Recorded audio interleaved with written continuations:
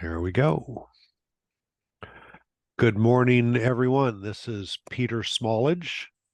I'd like to welcome you to the June 2024 Forest Connect webinar series. So the webinar series happens monthly, usually on the third Wednesday of the month. This year, we're bumping it forward by a day to avoid tomorrow, a federal holiday, Juneteenth. So we appreciate you being adaptive to the change in pattern, and we welcome you here. I'd also like to welcome our presenter, Scott Weikert. And I've known Scott over the years. He's at Penn State Extension. He's a extension specialist there. I think we first met under the umbrella of Maple Extension, and then I got to know Scott better when I participated in a Silva training down in Penn State, and I got thinking about what Scott. So I'm always, whenever I meet somebody, I'm always thinking, how can I exploit them for my webinar? And I realized that I don't think we have ever had a kind of a wood products marketing utilization type of presentation. So we've been doing this since 2007. So it's high time that we brought in Scott. Scott's got a background in wood products. He has professional experience managing kilns, and he offered up this presentation on how tree and log quality affect product quality. So I said, absolutely. So Scott, welcome to the webinar series.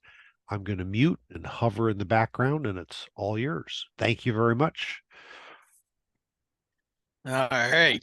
Well, thank you, Peter, and I'm glad to be here.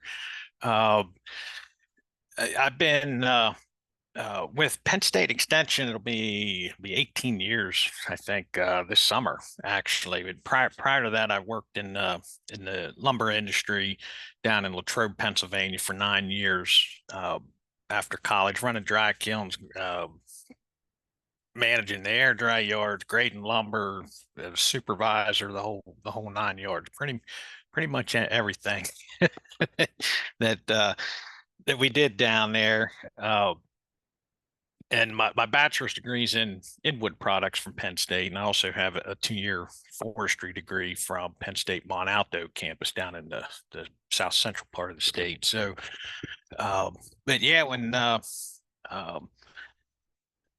Peter and I were talking, I thought this might be a good one. I saw Brian Knox in the participant list there, so he may recognize some of these. And I'll just say right off the bat, some of these pictures are from a hardwood VIP, Value Improvement Project, which was actually designed as a logger training with the Forest Service and several universities, and Brian was one of the folks that went around and did some of the training around this. And so these series of photos that show some of the defects in logs, and then also how they show up in lumber, are from that project. And I attended one of the train the trainers many years ago.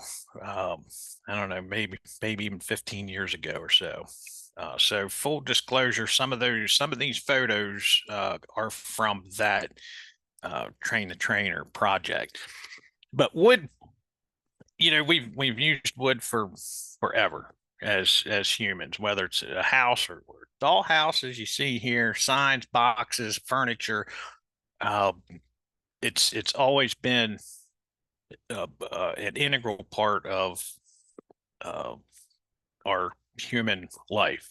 It's a renewable resource and can be used for many different things. And so, what we're going to show is how defects in the log form or the tree in the tree, how it shows up in the lumber, and how it can affect the quality, which ultimately affects the value. So first thing is what determines log value. There's basically three things that determine the value of a log: grade, the grade of the log, the scale, and the species. The grade of the log measures the quality of the log and the lumber that will come from that log. Okay, we're not going to get a lot of high value lumber from a low grade log. So low grade logs are going to have some high grade lumber. Higher grade logs are going to have more high grade lumber that comes out of them. And I'll show you an example here in just a second. So what this chart is showing is the grade and value of lumber that was produced from black cherry logs. And this particular example is based on 2009 cherry prices. If you follow any of the pricing, cherry was worth more then than it is now. Cherry is not doing the greatest as far as value goes right now. So what this is looking at is 16-inch diameter logs, 12-foot long, and it's measuring how much 4-quarter lumber. 4-quarter is 1-inch thick lumber. The lumber industry, the hardwood lumber industry, anyhow, they refer to the thickness of boards as quarters. Don't know why, but so 4/4, 4/4 is 1. Right? So 4/4 lumber is 1 inch. 6/4 lumber would be 1.5 inches. 8/4 2 inches, so forth. So 1-inch thick lumber from 16-inch diameter, 12-foot long logs, and based on 2009 prices. So if you look in the chart, we have the F1 log grade, which is the highest log grade. On the top row, F3, which is the lowest grade on the bottom row. And as you move across to the right, you'll see the first column there says FAS and select. And those are referring to hardwood lumber grades, and those are the highest hardwood lumber grades. So in the highest grade log, you can expect to get out of a 16-inch diameter, 12-foot long log, about 59 board feet of select and better lumber. And when you look over at the far right, the 3 common is the lowest grade of hardwood lumber. You get about 12 board feet. If you look down at the F3, the bottom row, we're still getting some. So the F3 is the lowest log grade. We're still getting some high grade lumber, but we're only getting 15 board feet compared to the 59 in the high grade log. And when you go over to the 3 common, we have almost twice as much 3 common out of that low grade log. So overall, the value for the highest grade log in this example is $111, and the lowest grade log is $65. So the log grade does affect the lumber grade. You know, the defects that are in the log are going to show up in the lumber.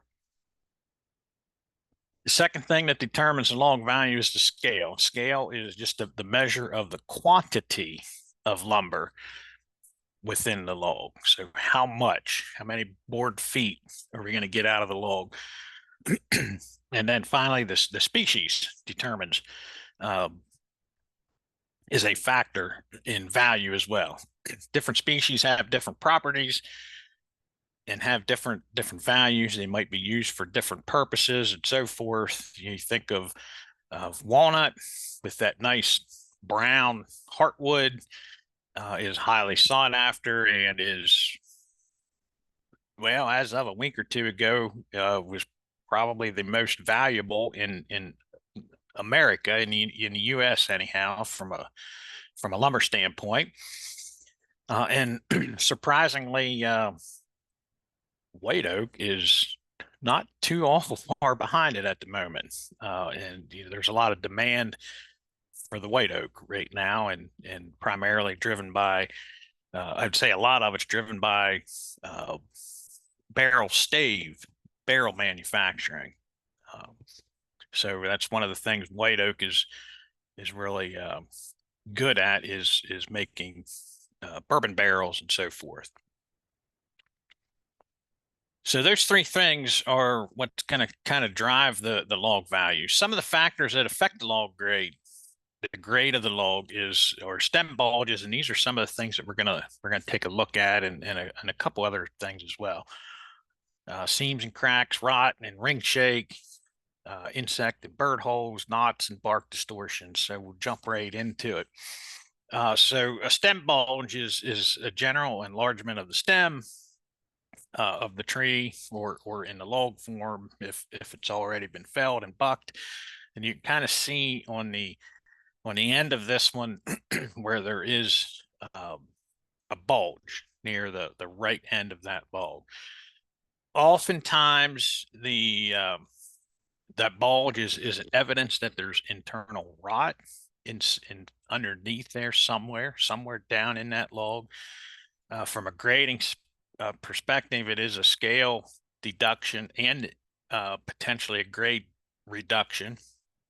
And so it's not normally included in the logs if it can be avoided. So a lot of how you buck the log can, you can move where you buck that log a little bit, and you might be able to improve the grade of that log. So, this is a good example. Now, this was left here for purposes of getting pictures, obviously, but if you can avoid that, you wouldn't want to, you would just, come up maybe 2 feet and buck that off if it made sense to do so in the woods, and just let that out there. And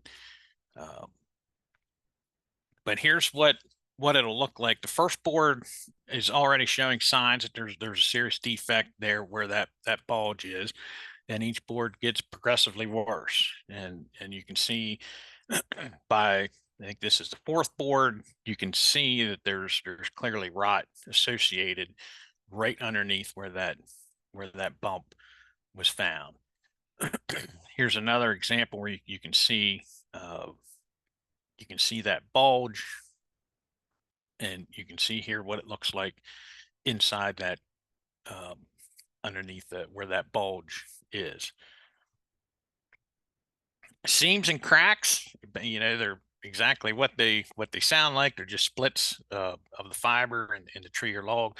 Could be caused by wind, could be a lightning strike, frost injury, could injury from other trees falling into it. There's lots of different things that can cause a seam and crack. And on older seams, there's often rot associated with those seams. So the significance depends on how deep the seam is, how straight it is. In log grading, we're taking that log and basically making 4 square. We're kind of visualizing it as a square with 4 faces. So if we have a nice straight seam, we can, from a log grading perspective, we can orient that seam right on the edge of a face, and it basically will have no effect on the grade, as long as we can keep it right on the edge between 2 faces of the log.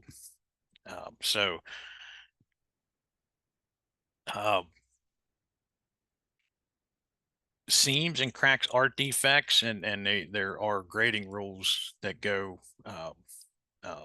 that pertain to how we handle them in the grading.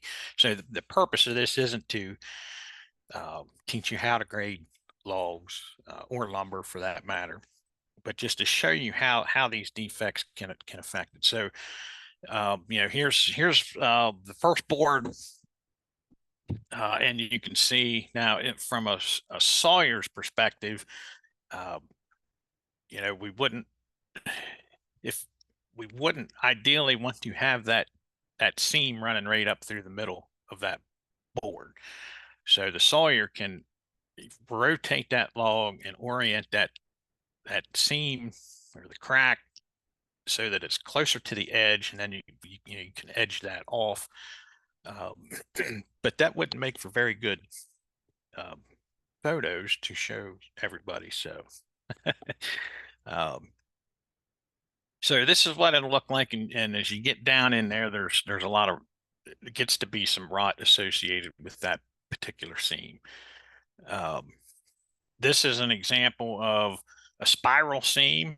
So this is going to have a much greater effect on the value, because this one, it's spiraling up around the tree. It's affecting at least two faces, possibly three, depending. We can't quite see the top, how far it spirals around. This is, probably a lightning strike. So but that spiral effect is going to have a far larger effect on the quality and ultimately the value. This is just an open seam in cherry, and what it can look like in the lumber. Ring shake. So ring shake is a separation of the growth rings. So as you can see in this photo here that I took, you can see how that, you can see the growth rings. This is looking at the end grain on the board, and that separation that you see is following a growth ring. So it's either within a growth ring or right between two growth rings in the boundary.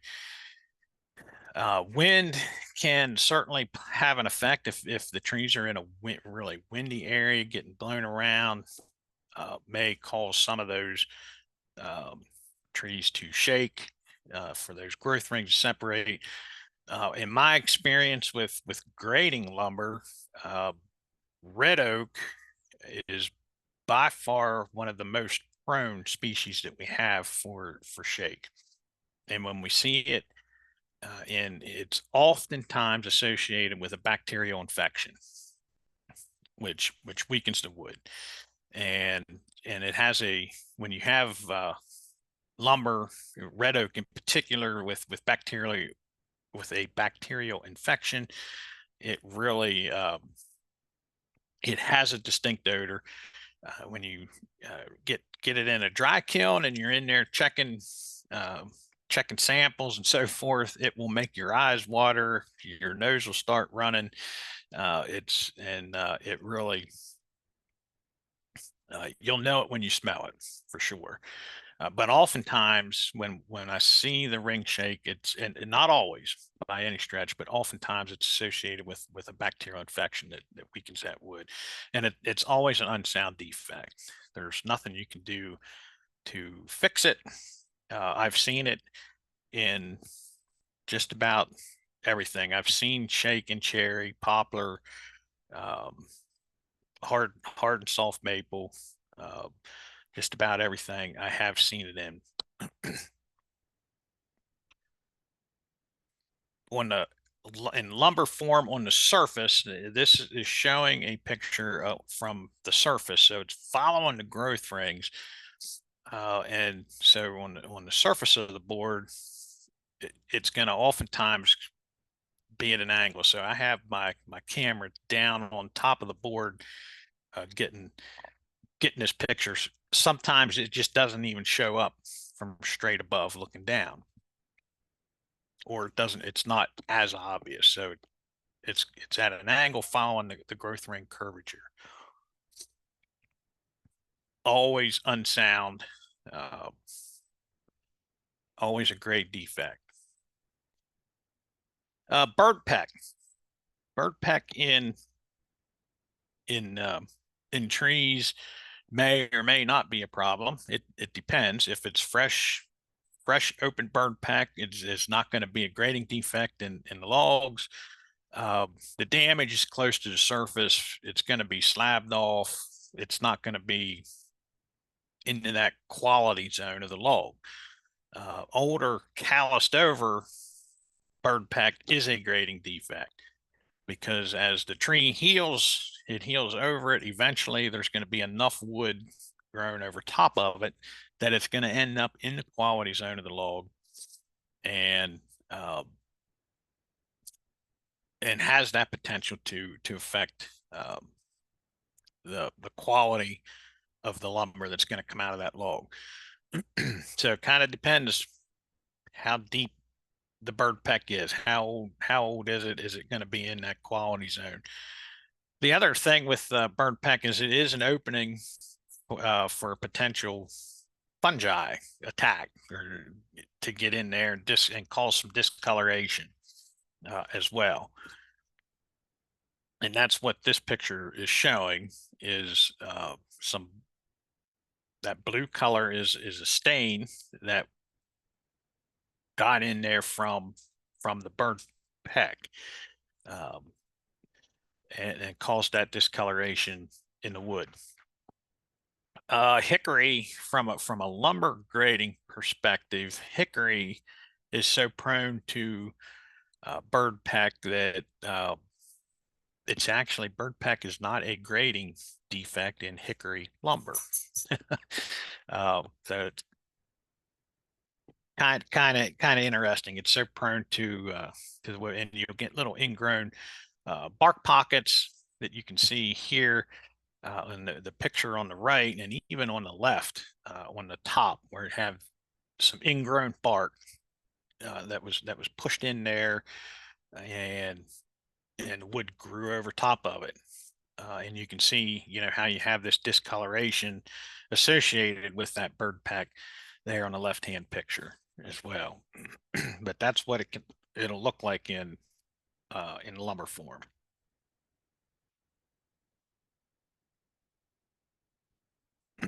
All right, knots and bark distortions. These are an indication of a knot that's somewhere deeper down inside the tree or the log. We basically have three. Kind of think of them as either a light, heavy, or medium bark distortions. That's how we rank them, so to speak: light, medium, or heavy. Light distortions are not considered a grade defect in logs, and I'll show you here in a minute how the lighter the bark distortion is, there's going to be more clear wood over top of that defect. And so light distortions are not really considered a grade defect. The heavy bark distortions are usually slightly raised, and you can't really see that in the photo, but this would be considered a heavy bark distortion here in this picture. And as we get into this is the third board in from this particular log right here. And it was actually starting to show up in the second board, on the back side of the second board. So not a lot of clear wood over top of it. And you're going to hit that defect pretty close to the surface. This one is a picture, would be a medium bark distortion. There's not, or there's a circular pattern in the bark. It's not going to really be raised up. And we would expect to have more clean wood grown over top of where that branch was at one time, over that knot.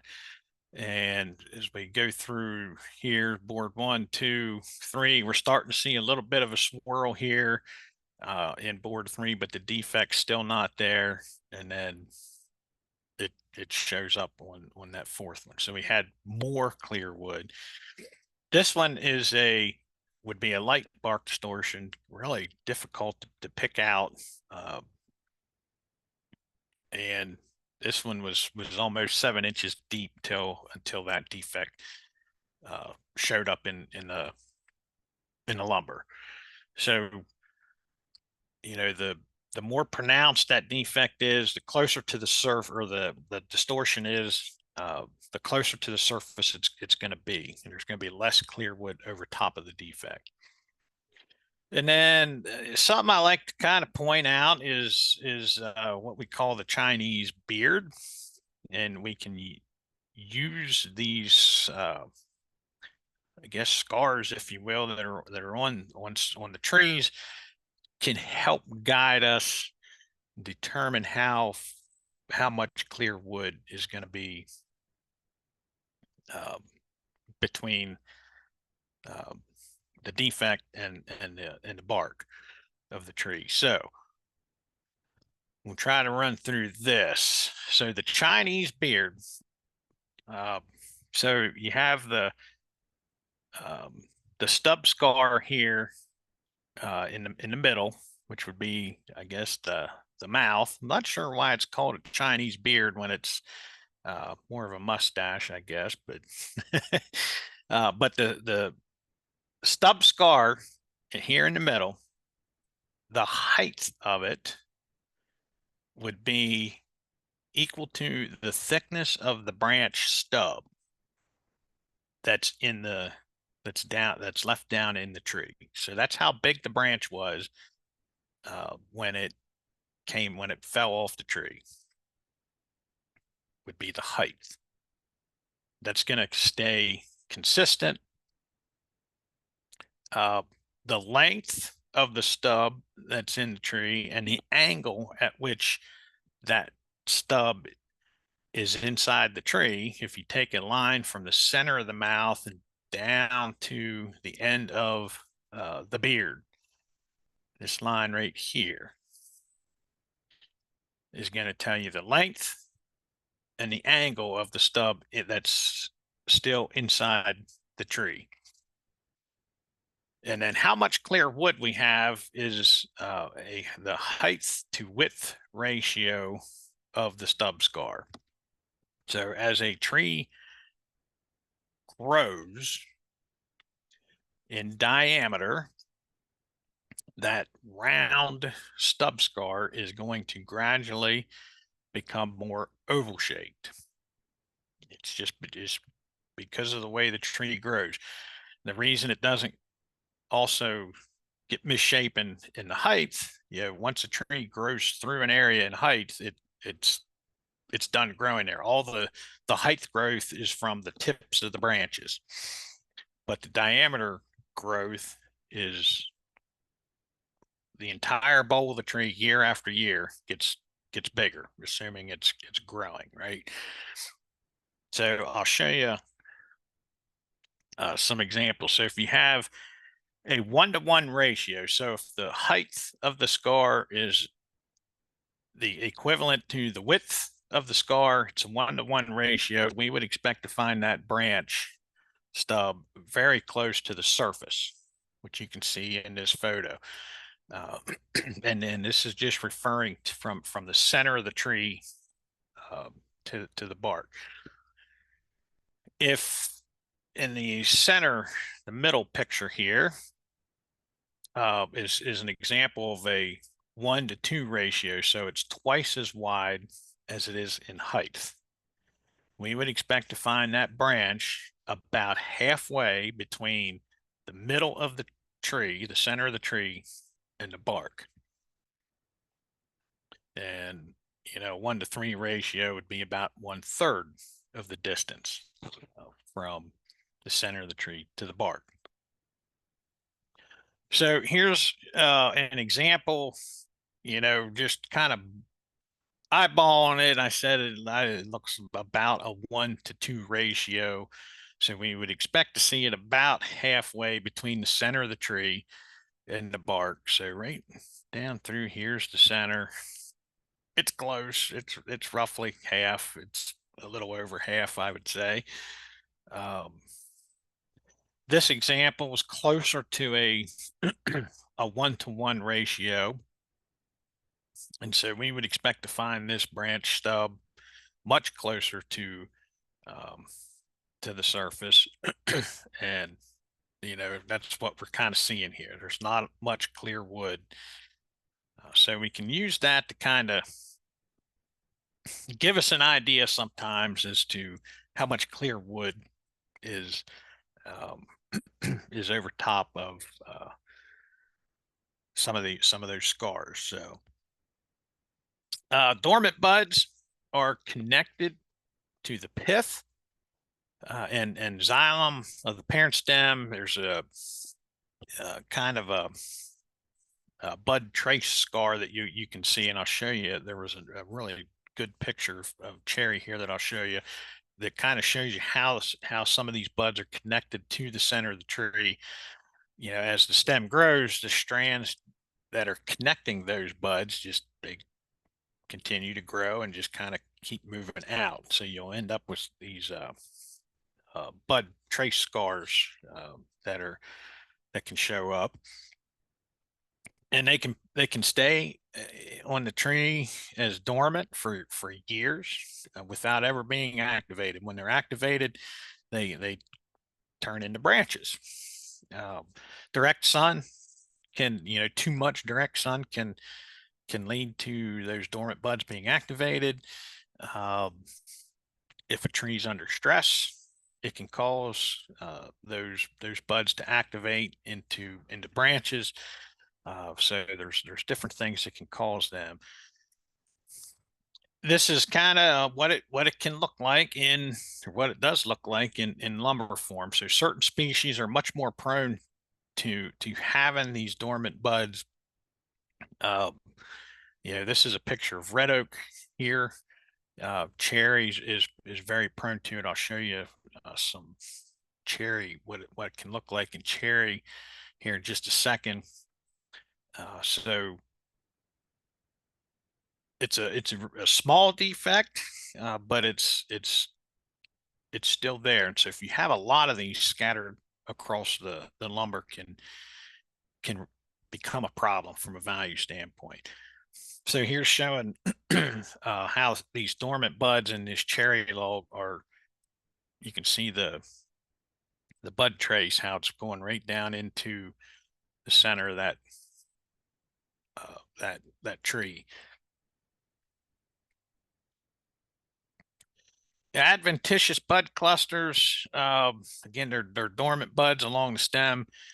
They may originate from a wound or bruising of the cambium, and they can be activated. The same thing with too much sun, stress, and so forth, and you end up with epicormic branching as well. And I would say the epicormic branching tendencies vary from species to species. There's certain species that are much more prone to it than others, and cherry's one of them that can have a lot of dormant buds and adventitious buds. Poplars, tulip poplar seems to be fairly prone to it. Red oak. And this picture showing a cluster of buds on a cherry tree.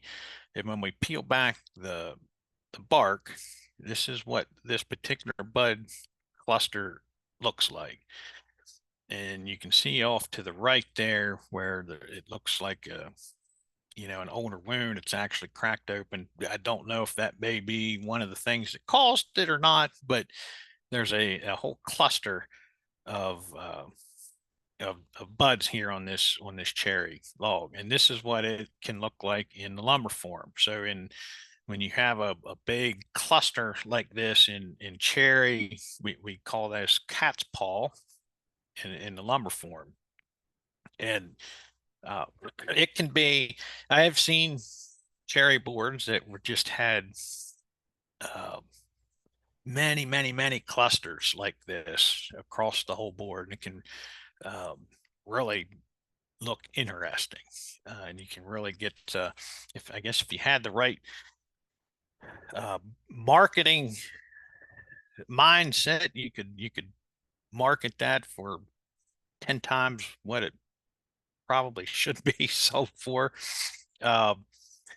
It and to somebody it looks bad, and to somebody else that has more of an artistry mind, it can look really cool, and you can make some interesting things out of it. But this is what it'll look like in the lumber form. And ultimately, when they're activated, you end up with these small branches, and which become bigger branches, which become bigger defects in the tree. Um, so in veneer logs, just to touch a little bit on them, they avoid, all these things that we looked at already. They're trying to find as close to zero defects as they can, or just a few very minor defects here and there. It seems like uh, what they're looking for kind of shifts a little bit depending on if they're able to find the logs. If their inventories are getting low, they'll start letting a few more things slide in, maybe that they wouldn't otherwise. So it kind of shifts around a little bit. But they're looking for, they'll look at the color, how much sapwood and heartwood there is, in something like cherry, they're looking for as much red as they can, and as a small sapwood as we can, and a lot of as much red as we can. Does it have mineral in it? And I'll show you some mineral here in just a second. And that can be a stopper on veneer as well. They want straight logs when they're slicing these logs. They want them to be as straight as possible. They're looking does it have an off-center pith, which can be an indication of reaction wood, which causes other problems. And they might even look at it and be looking for a certain growth ring width, looking at the growth rate of the tree. So here in this picture, you can see the black arrows down here, and you can see this darker colored circles. We're looking at the end of a log here. So that darker area, that is mineral in red oak in this case. So that's what it'll look like on the ends of the logs. In lumber, it can look like this. So these are over here on the left is where it really stands out. You can see these, and these are green boards, or they're wet, but you can see on this board on the left, they've really super dark streaks up through here, and that's mineral. This board has very heavy mineral. This is a pretty extreme example. But that's what it'll look like in the lumber form. And it can, there's limits on how much mineral you can have in red oak lumber. If it exceeds the limit, you have to drop it a grade, and so forth. This is what some of those mineral streaks look like in red oak veneer. So you can see these dark streaks in here. So it just really throws an extreme contrast, I guess, from normal red oak veneer, or whatever species it is, and you start to get these dark streaks, which can be undesirable.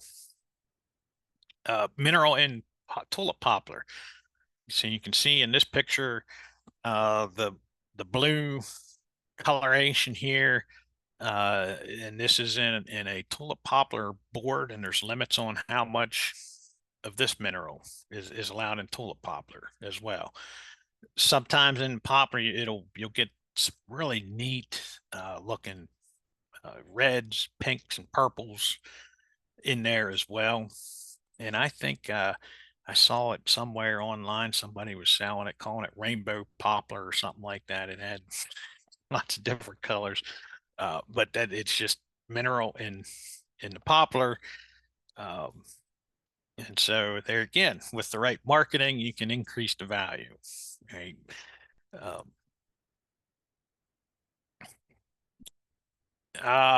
Gum in cherry. So cherry will have these dark streaks, and I'll show you. So this is looking at it from the end of the log. Again, you can see these black arrows here and here, and you can see this dark line that's following the growth ring.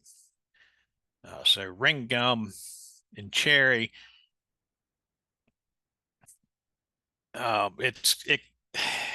it's really most likely it's caused by a defense mechanism within the cherry tree, whether it's from an insect attack or some sort of a wound that'll exude this gum and to offer a level of protection. This is a picture of cherry veneer, black cherry veneer, so you can see how those streaks show up in the veneer, or if this was a board, it would look like this as well. So here's a picture of cherry lumber. You can see the second board from the left. You can see the dark streaks and splotches in there. That's the gum, and this is a closer up picture of it.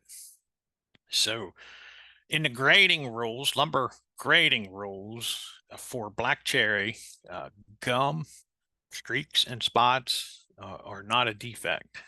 Okay, so it's so prone to these gum streaks and spots that it's actually just like the bird peck's not a defect in hickory. Gum streaks and spots aren't a defect in cherry lumber grades as well.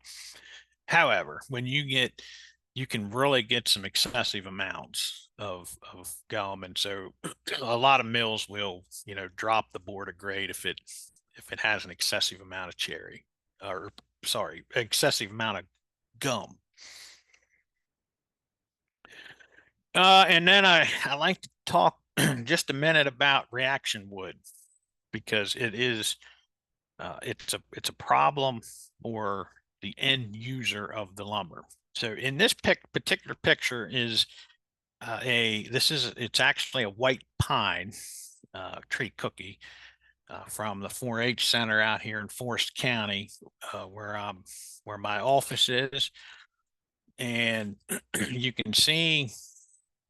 Let me see if I can turn my highlighter laser pointer on. So right here, where that red dot is that's the center of the tree. Okay, that is where the pith is. The pith, and I like to say the pith is the anatomical center of the tree, not necessarily the geometrical center of the tree. This is the pith, the center of the tree, the anatomical center. That's the pith. The geometrical center is going to be somewhere over here. So this tree, when it was growing, it came up a foot or two, and it literally had an extreme bend in it. I assume probably another tree at some point in the past was laying over it and caused it to have a drastic curve 2 to 3 feet above the ground. So when we cut that tree down, I took this tree cookie specifically to show.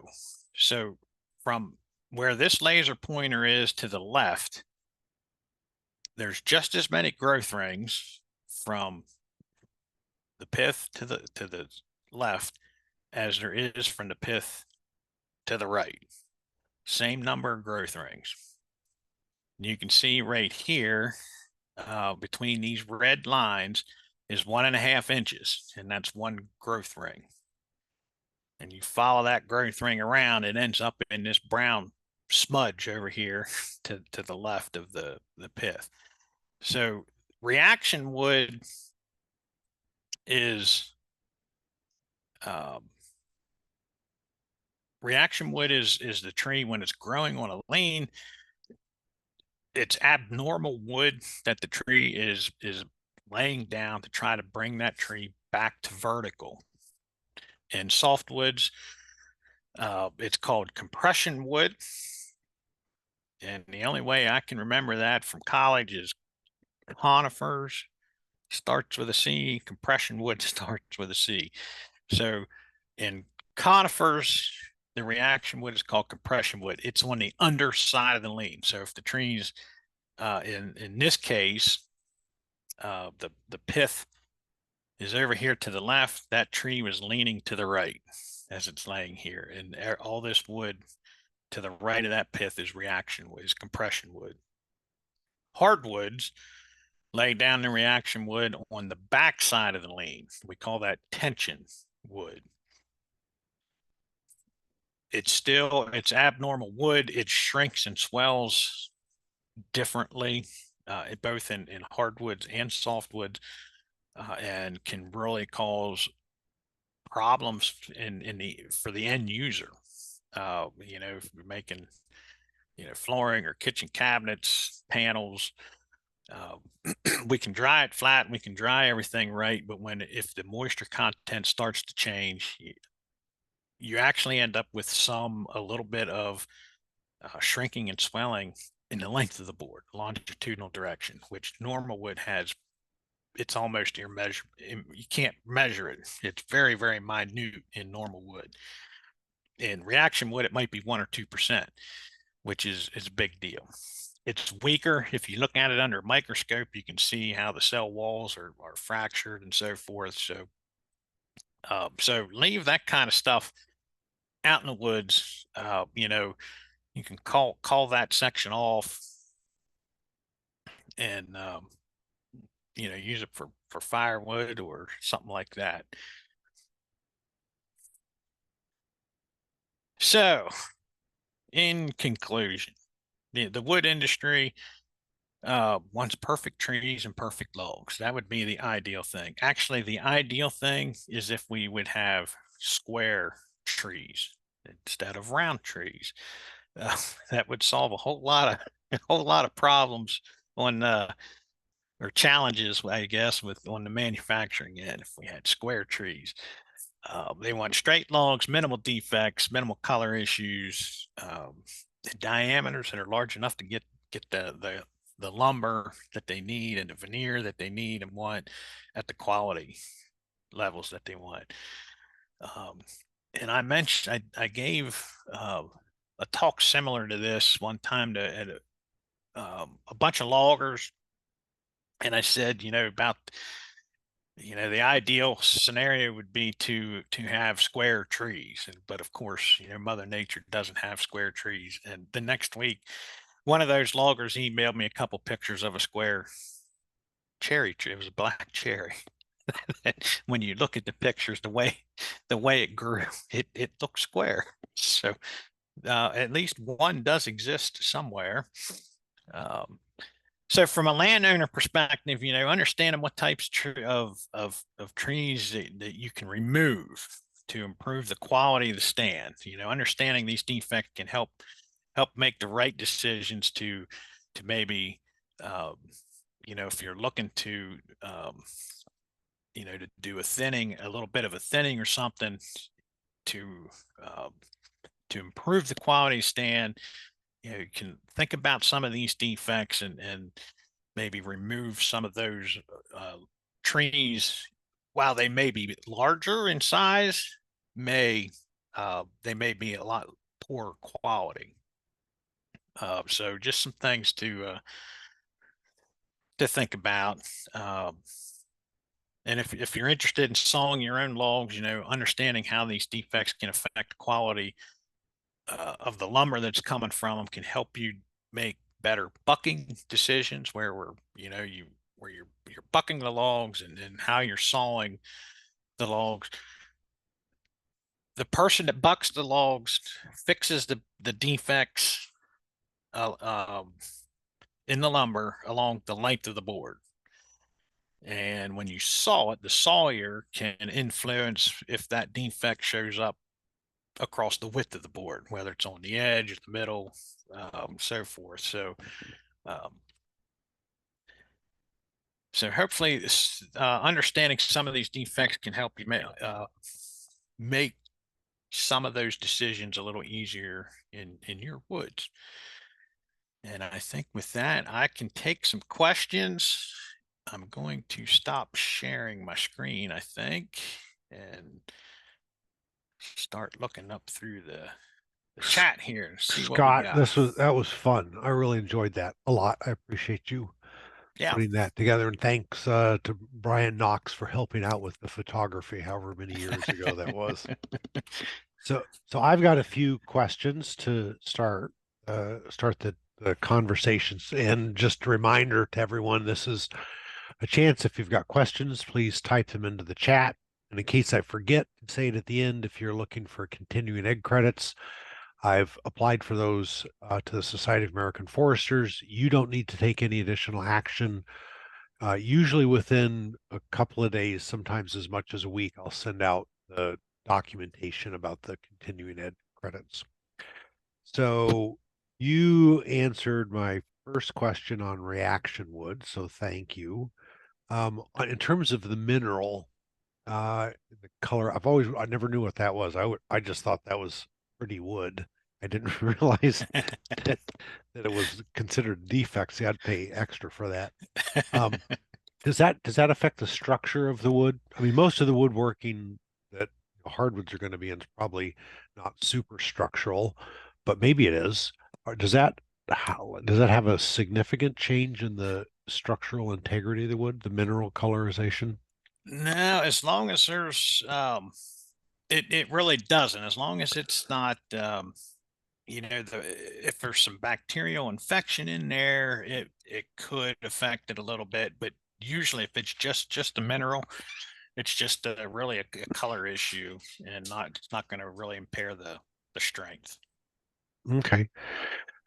Speaking of bacteria, you said that bacteria was associated with shake, and I noted that you were careful to say associated with. You didn't give it causality, but I'm wondering, does the bacteria cause the shake, or is it in response to? So if you have shake, you've got an opening, you've got a place to accumulate moisture, you've got damaged tissue at some level. Does the Uh, bacteria respond to the presence of the shake? And that's probably the question that I've said I don't know to more often. The question I say I don't know uh, as a response in the years that I've been in this job is people say, what causes shake? And it's always about hemlock because people are cutting yeah. hemlock for dimension lumber. So what is hardwood shake and softwood shake the same? Do you know what causes it? And the $1 million question, can you tell if a tree has shake before you cut it down? uh, yeah, good question. So just speaking from I never really thought about uh, you know, is the shake in the tree allowing the bacteria to get in, or is the bacteria? I've always been told and read and it's hard to find. Nobody really knows uh, what causes ultimately the bacterial infection, what it's from, and how. Uh, but I've always kind of been led to believe that the bacterial infection, it's believed, kind of weakens the wood and makes it more prone to shake. Is how I've always read it, and um, so I take that for what it's worth. I never thought about, do we have this separation that then allows the bacteria to get in? So So from the a so would the bacteria come in because of some small injury to a younger tree, or just bad luck, or from the root system, maybe some damage to the root system? I think it's probably coming in from the root system, Okay. because it tends to be more at that base of the tree where you'll have, I mean, I've seen red oak lumber where you could distinctly smell, the first 3 or 4 feet of the board, you could distinctly smell the bacterial infection. On the other end, you couldn't smell it. So it Huh. doesn't go the whole way through the tree. And I think it tends to be more in that, primarily in that butt log when it Butt is log there. But and then on the larger diameter on the big end of the yeah, butt log. Huh. All yep, right.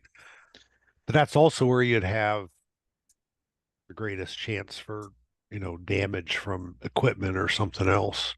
yeah, Hmm. yeah. So All it's right. it's a good question. There's not a really good answer Okay. All to right. on That's that. fine. So I'll buy. I will just say from now on, I don't know, and neither does Scott. So stop asking me. Go away. And All right. I'm not familiar with the hemlock. I've heard that you can get a lot of shaken hemlock, and I've just never dealt with the softwood. We're not a softwood Right. uh, state, and so I don't know if there might be something a little different there or not. Okay. All right. That's good. That's good. Um, so there's lots of questions here. They start at about 12:25 with John Patane. Do you want me to read the questions, or can you see them? Do you want to read through, or what's your No, I think I got it here. okay? So I've been told that cut trees with tops still on will spoil in the woods within a few weeks if the logs are not hauled out within that time. What will happen to those cut trees? So, um, I I have never heard that a tree with the top not cut off of it will spoil quicker than a tree with the top cut off of it. What it boils down to when they what causes them to spoil is the warm weather and and log stain, which is going to happen whether that top's on that tree, whether it's bucked into logs, whether it's just the top cut off and you still have a 30-foot tree. If when the temperatures get hot and muggy, like today is a classic example of when you don't want your logs laying out for an extended period of time in this type of weather that we have in Pennsylvania and New York today, because the fungus will, it's perfect conditions for it to grow and causes discoloration in logs. And that's what causes them to quote spoil. In the wintertime, and when the weather's cooler, you can let those logs lay a lot sooner. So this time of year, with your whitewood, so your maples, poplars, things like that, when they're sawing those logs, they're trying to get the trees felled, the logs bucked, and hauled out to the mill as soon as possible because they don't want them to sit around to get that fungal attack. Hopefully that answered the question there. Um, a discussion of bird's eye maple would be interesting. Yes, it would. And I that's another thing that I have. There's a publication out somewhere. I think the Forest Service put one out on Mm-hmm. bird's eye maple, um, and it's the way it grows, and I don't know what causes it to grow that that way. And I think they give you some tips on how you can pick it out in the woods and so forth. But I don't have a whole lot to say on that because I'm not I'm not an expert on picking that stuff out. So I think I'm gonna have to bypass that one today. Um, I find mineral streaks decorative with potential artistic uses. Yes, I would agree. In the right circumstance, absolutely. Um, would quarter sawing rectify the tendency for the compression or tension wood to warp? No, the problem with the quarter sawing, or not the problem with the quarter, the problem with the reaction wood is longitudinal shrinkage and swelling. So it's not left to right so much as it is, although it can if you have some reaction wood on one edge of the board. So let's say on the left side of it, you have a 10-inch wide board and you have some tension wood on the left side of the board, the left edge.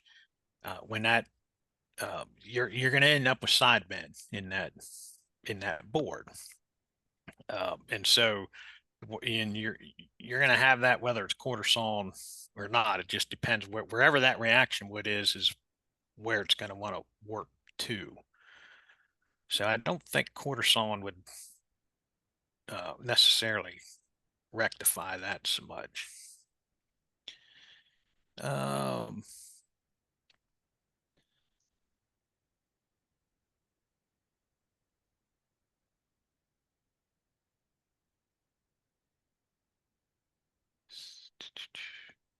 So Karina has a question on bird's eye at 1252, and then Barry has a question on yeah. heart size and sugar maple at 1253. So I think with the bird's eye maple, I don't think is a result of the dormant buds. I think it's the way the tree, it's a result of something that caused the tree to grow in that pattern. And I'm not sure what that is, but I don't think the bird's eye maple. I'm gonna have to brush up on that for the 7 o'clock session and and have a better answer. But I don't think it's related to bud clusters actually. So have you made any connection between the size of hearts to the site or other factors? Large hearts is very common in our sugar maple. Well, that's interesting. I I have not heard of any correlation between the size of the heart in maples and site, although it certainly may have a factor. Uh, but I'm not aware of one. Heartwood, basically, the heartwood is there is no living processes take place in the heartwood of any species, and there's very little sap transport up and down the tree. That's all almost all taking place in the sapwood. So um, I don't know the answer to that, if there's a connection to site or not. But that's an interesting question.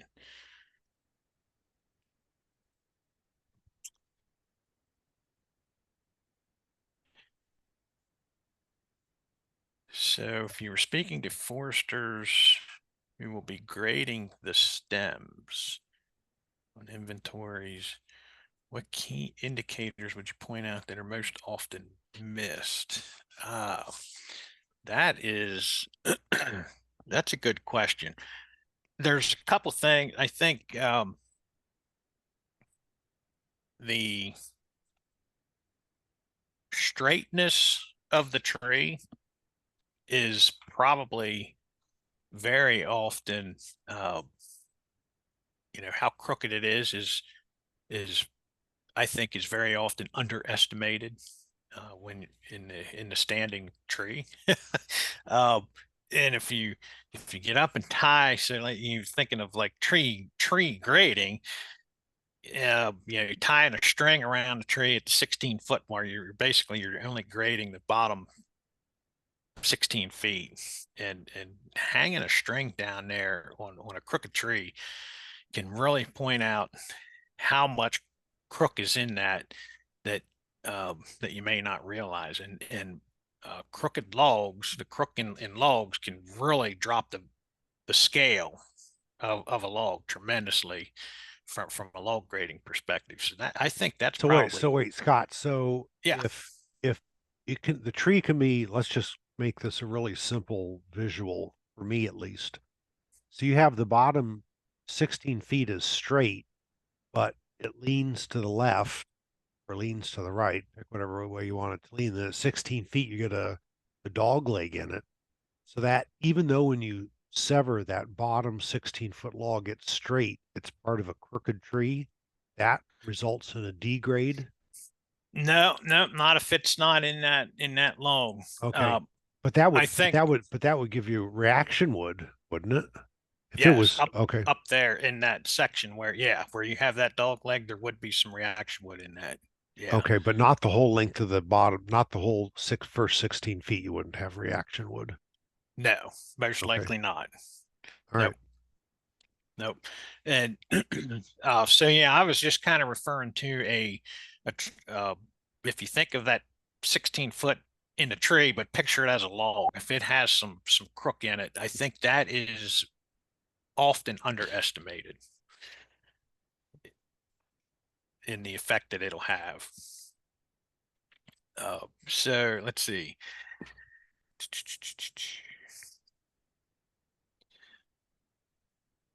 I had a forester point out trees in the woods that had shake by the pattern in the bark. I had not heard that. I've heard that for hemlock, but I've Yeah. not heard that for hardwoods. So the only thing that I can think of to might help you determine if you had had a hammer and pounded on the tree, it may have a different thud, a duller thud that may point that there's something inside that's unsound. It may be rot or something else, but when you're grading lumber from oftentimes, so we graded from on top of the lumber, we're flipping it on the chains, and so every time you flip it, you hear a sound. Oftentimes you may not see the shake, and when you flip that board to look at the back side of the board, it sounds different, and then you take another look at it, then you find the shake. So that's the only way that I would know in tree form, and it could be that there's rot or something, but it may not even be shake. How long do you expect ash killed by EAB to be salvageable? For ash, you're gonna probably want to have that for the most part, probably within a year to 2 years. Ash is gonna start going downhill pretty quick after that. Uh, let's see. When I worked on a large horse farm in Virginia, wood shavings, I recognized a pungent smell. Yeah, that's probably the smell of the bacterial infection of the red oak. That's very, very likely. I've kind of heard it described as kind of smelling like cat urine. It just has this very distinct smell, but if that very well may be, if you had some red oak chips, uh, it could be that that's bacterial infected that you smell. Cause curly maple. Again, it's just the way, I don't know what causes the tree to grow, but it's the way the fibers, the way the tree's growing at various angles that makes the light reflect differently. But I don't know how, I don't know what to tell you to go out. If you go out and do this to the tree, it'll start growing like that. I don't know. I don't know anybody knows what actually causes it to do that. Let's see. Back to the spoiled logs. Would the integrity of the wood be damaged if the logs stayed in the woods for a few months in the summer, or would the damage just be cosmetic? So most likely it's going to be just cosmetic. You'll have that gray stain to it, the log stain, which eventually will turn into rot, but for a few months, it's just going to be a cosmetic. But if you're selling the logs or the lumber from those logs, it's going to decrease the value.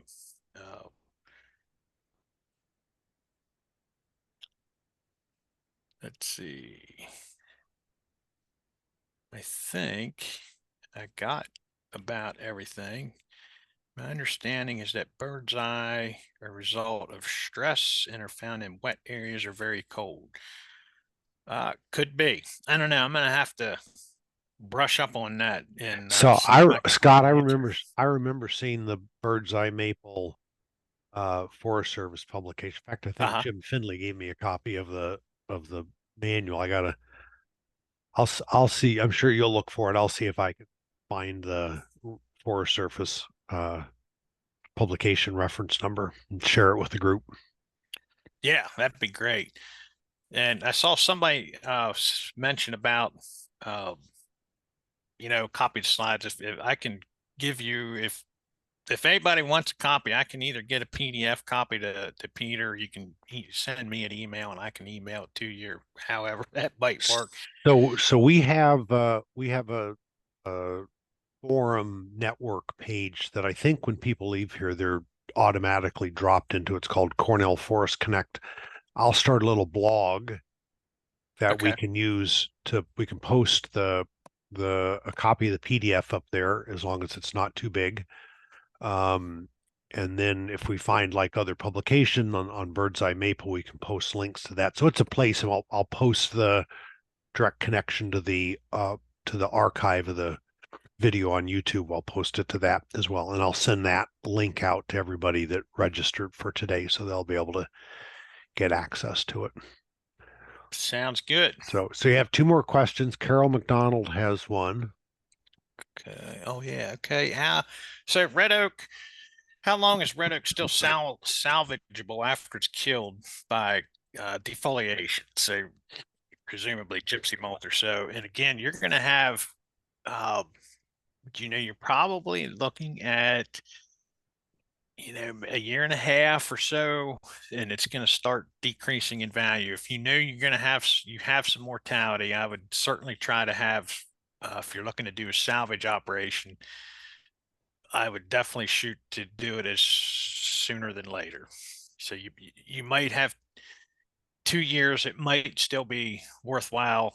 After that, it's really gonna start dropping in value, and you're gonna have a much harder time finding somebody to come in and cut it for you. That's Scott. Uh, That's from the yeah. perspective of a commercial sale, right? So if somebody has Yes. a portable band sawmill, then they should still, I mean, as long as they can safely fell those trees, there's going to be potentially really beautiful lumber that comes out of those, because they're gonna get bacterial stain and fungal stain into the wood that would be, potentially pretty dramatic and aesthetic.